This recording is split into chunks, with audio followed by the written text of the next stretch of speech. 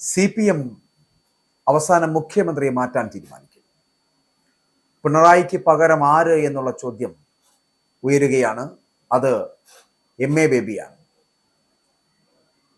ഇടതുമുന്നണിയിലും സർക്കാരിലും ഏകാധിപത്യം കാണിക്കുന്ന ഒരു മുഖ്യമന്ത്രിയെ ഇനി സഹിക്കാൻ ബുദ്ധിമുട്ടാണ് എന്ന് ഒരേ കൂട്ടായ്മയോടുകൂടി CPIയും CPMും പറയുമ്പോൾ പിന്നെ നിക്കക്കള്ളിയില്ലാതാകും മുഖ്യമന്ത്രി പിണറായി വിജയൻ എന്നുള്ള കാര്യത്തിൽ സംശയമില്ല.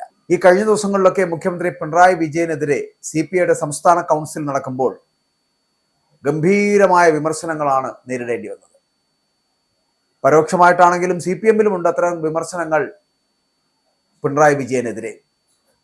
തുറന്നു പറയാൻ മടിയാണ് എന്ന് മാത്രമാണ് ആ നേതാക്കളുടെ ഒരു കഷ്ടം. പക്ഷെ ഇനി അത് സംഭവിക്കും.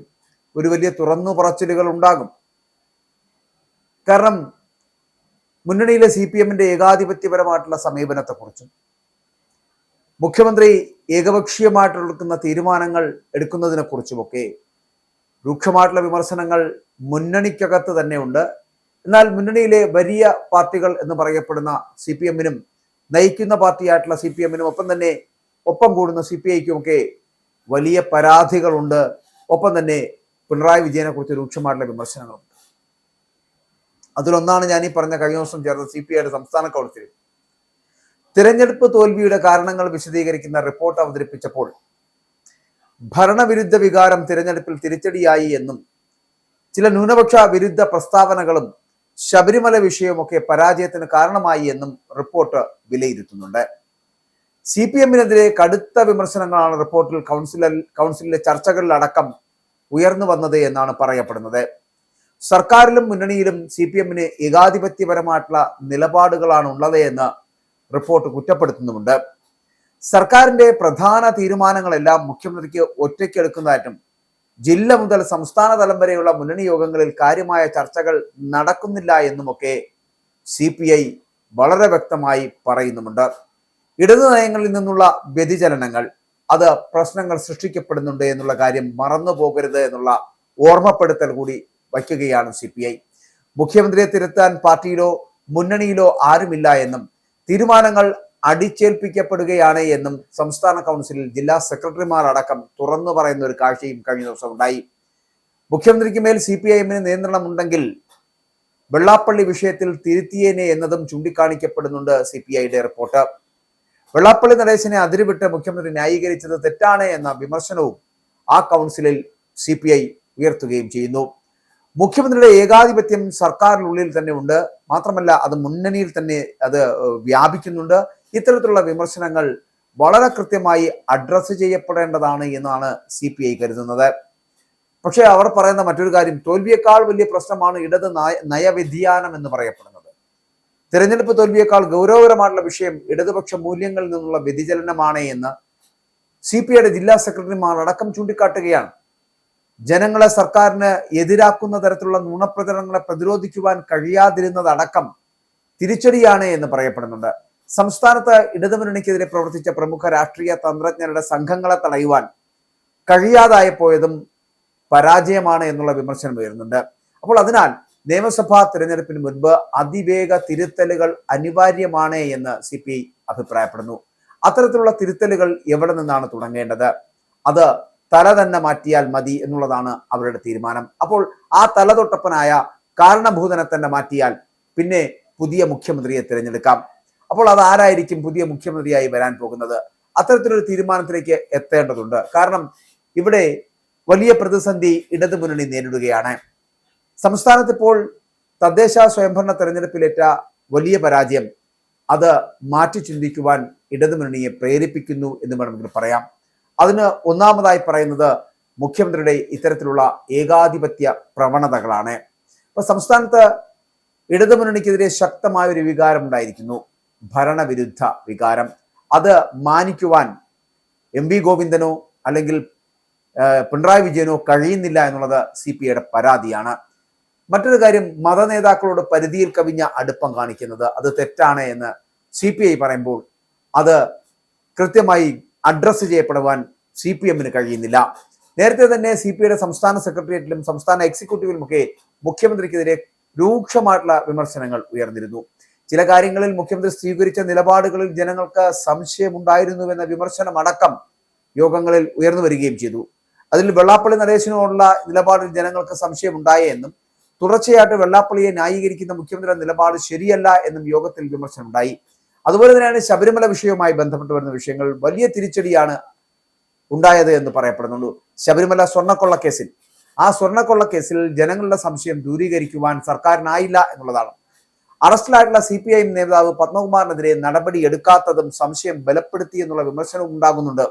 മാത്രമല്ല PM ശ്രീയുമായി ബന്ധപ്പെട്ട് വന്ന വിഷയത്തിൽ PM ശ്രീയിൽ ഒപ്പിട്ടത് വിനയായി എന്നുള്ള കുറ്റപ്പെടുത്തലും CPI മുന്നോട്ട് വെച്ചു. ഇങ്ങനെ CPIയുടെ ഭാഗത്ത് നിന്ന് പ്രത്യക്ഷത്തിലും CPM-ൽ പരോക്ഷമായിട്ടും സഖാക്കൾ പറയുന്നുണ്ട് പിണറായിയെ മാറ്റണമെന്ന്, അല്ലെങ്കിൽ പിണറായി മാറണമെന്ന് മുഖ്യമന്ത്രി സ്ഥാനത്ത് നിന്നും. അങ്ങനെ പിണറായിയെ മാറ്റേണ്ട ഒരു സാഹചര്യത്തിലേക്ക് എത്തപ്പെടുന്നു. അതാണ് ഞാൻ ആദ്യം സൂചിപ്പിച്ചത്. വരാൻ പോകുന്ന നിയമസഭാ തിരഞ്ഞെടുപ്പിന് മുമ്പ് ചില മാറ്റങ്ങൾ ഉണ്ടാകേണ്ടത് അനിവാര്യതയാണ് എന്ന് CPI പറയുമ്പോൾ അതിൽ ഒന്നാമത്തെ പേരുകാരൻ പിണറായി വിജയനാണ്. പിണറായി വിജയനെ മുഖ്യമന്ത്രി സ്ഥാനത്ത് നിന്ന് മാറ്റുക, പാർട്ടി നേതൃത്വം വളരെ കൃത്യമായിട്ട് ഇടപെടുക, മാത്രമല്ല കൂട്ടുത്തരവാദിത്തമില്ലാത്ത ഒരു അവസ്ഥയിൽ ഒരു മുന്നണി മുന്നോട്ട് പോകുന്നതിനോട് ആർക്കും യോജിപ്പില്ല എന്നാണ് പറയപ്പെടുന്നത്. ഇനി ഇത് ആര് പറയും എന്നുള്ളതാണ് മുന്നണിയെ കുഴക്കുന്ന ഏറ്റവും പ്രധാന പ്രശ്നം. അതായത് മുഖ്യമന്ത്രി നിങ്ങൾ ആ പദവിയിൽ നിന്ന് മാറൂ, പിണറായി വിജയൻ നിങ്ങൾ ആ പദവിയിൽ നിന്ന് മാറൂ എന്ന് പറയുവാൻ CPM-ന്റെ നേതാക്കൾ ഉണ്ടാകണം. അത്തരത്തിൽ പറയാൻ കഴിയുന്ന ഏതെങ്കിലും ഒരു നേതാവ് ഉണ്ടെങ്കിൽ മാത്രമേ പിണറായി വിജയനെ ആ സ്ഥാനത്ത് നിന്ന് മാറ്റാൻ കഴിയൂ. അപ്പോൾ ഇതാണ് CPI മുന്നോട്ട് വെക്കുന്നത്. നമുക്ക് മാറ്റമുണ്ടാകണമെങ്കിൽ മുഖ്യമന്ത്രി അടക്കം മാറട്ടെ. അങ്ങനെ മാറുന്ന ഒരു സാഹചര്യം ഉണ്ടായാൽ ഇനി ആ ഒരു അവസ്ഥയിലേക്ക് എത്തപ്പെടുകയാണെങ്കിൽ മുഖ്യമന്ത്രി മാറ്റുക എന്നുള്ളത് മുന്നണിയിൽ പറയുന്നു, മുന്നണിയെ നയിക്കുന്ന പാർട്ടിയിൽ പറയുന്നു. പാർട്ടിയുടെ സംസ്ഥാന സെക്രട്ടറി ഈ കാര്യം അവതരിപ്പിക്കേണ്ടതുണ്ട്. അതിന് കഴിയുന്നില്ല എന്നുണ്ടെങ്കിൽ ഞങ്ങൾ തന്നെ തുറന്നു പറഞ്ഞുകൊള്ളാം എന്ന് പറയപ്പെടുന്ന തരത്തിലേക്ക് CPI എത്തുന്നു. അതുകൊണ്ട് ഇത് ആര് പറയും എന്നുള്ളത് CPM-ന് ഒരു ബുദ്ധിമുട്ടാണ് എങ്കിൽ CPM-നകത്തു ഉള്ളവർ തന്നെ പറയുന്നു ഇത് മാറ്റേണ്ടതാണ്. ഇത്തരത്തിലുള്ള ഏകാധിപത്യ പ്രവണത ഇനി പാർട്ടിക്കുള്ളിൽ ആവശ്യമില്ല. വ്യക്തിപൂജ ചെയ്ത് മുന്നോട്ട് പോകേണ്ട ഒരു ഗതികേടിലേക്ക് ഇനി പാർട്ടിയെ കൊണ്ട് തള്ളരുത്. പിണറായി വിജയൻ എന്ന് പറയപ്പെടുന്ന ഏകശിലയിലേക്ക് CPM എത്തിയത് തന്നെയാണ് ഈ പാർട്ടിക്ക് ഇത്രയും വലിയ അപജയമുണ്ടായത് എന്ന് CPM-നകത്തെ മുതിർന്ന നേതാക്കളടക്കം ഇപ്പോൾ മനസ്സിലാക്കുകയും ചെയ്യുന്നു. അപ്പോൾ ഇനി CPI തന്നെ പറയുന്ന ഒരു കാര്യം, ഇത് നിങ്ങൾ മുന്നണിക്കുള്ളിൽ CPM തുറന്നു പറയുക, മുഖ്യമന്ത്രിയോട് തുറന്നു പറയുക. അതിന് കഴിയുന്നില്ലെങ്കിൽ CPI തന്നെ തുറന്നു പറയുമെന്ന് പറയപ്പെടുന്നു.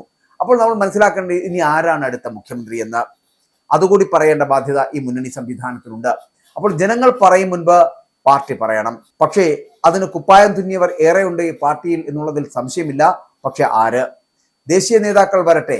കാരണം ഇനി ഒരിക്കലും ഇങ്ങനെ ഒരു അവസരം ഈ പാർട്ടിക്കോ ഈ പറയുന്ന നേതാക്കൾക്കോ ഇനി കിട്ടുമെന്ന് തോന്നുന്നില്ല. അതുകൊണ്ട് MA ബേബിയോ അല്ലെങ്കിൽ സംസ്ഥാന സെക്രട്ടറി ആയിട്ടുള്ള MV ഗോവിന്ദനോ അതുമല്ലെങ്കിൽ വ്യവസായ മന്ത്രിയായിട്ടുള്ള P രാജീവോ ഒക്കെ ആയിക്കോട്ടെ, എന്തായാലും ഒന്നുറപ്പാണ്, പിണറായിയെ മുഖ്യമന്ത്രി കസേരയിൽ നിന്നും ഒഴിവാക്കേണ്ടതുണ്ട്. വരുന്ന തെരഞ്ഞെടുപ്പിൽ പിണറായി വിജയൻ മത്സരിക്കുവാൻ കഴിയില്ല, മാത്രമല്ല നയിക്കാൻ ഉണ്ടാകും എന്ന് പറയാനും കഴിയില്ല. എന്തായാലും ഒരു കാര്യം ഉറപ്പാണ്, MA ബേബിയെ പോലൊരു നേതാവിന് ഇനി ഒരിക്കലും മുഖ്യമന്ത്രി കസേരയിലേക്ക് ഒന്ന് തിരിഞ്ഞു നോക്കാൻ പോലും കഴിയില്ല. അപ്പോൾ ഈ അവസരം മുതലാക്കിയാൽ വേണമെങ്കിൽ കുറച്ചു ദിവസം ബേബിക്ക് മുഖ്യമന്ത്രിയായി തുടരാം. ഇല്ലെങ്കിൽ MV ഗോവിന്ദന്റെ അവസ്ഥയും അത് തന്നെയാണ്. ജീവിതത്തിൽ ചിലപ്പോൾ ഇനി വരുന്ന തിരഞ്ഞെടുപ്പുകളിൽ ഒന്നും ചിലപ്പോൾ ഗോവിന്ദനെ പോലൊരു സഖാവ് വിജയിക്കണമെന്നില്ല. അങ്ങനെയാണെങ്കിൽ ഈ പാർട്ടി വിജയിച്ചാലും ഗോവിന്ദൻ വിജയിക്കാതിരുന്നാൽ മുഖ്യമന്ത്രിയാകാൻ കഴിയില്ല. ഇനി അഥവാ ഗോവിന്ദൻ വിജയിച്ചാൽ ഈ പാർട്ടി വിജയിക്കാത്ത ഒരു സാഹചര്യം ഉണ്ടായാൽ ഗോവിന്ദന് മുഖ്യമന്ത്രിയാകാനും കഴിയില്ല. അപ്പോൾ അതുകൊണ്ട് ഇതൊരു അവസരമാണ്.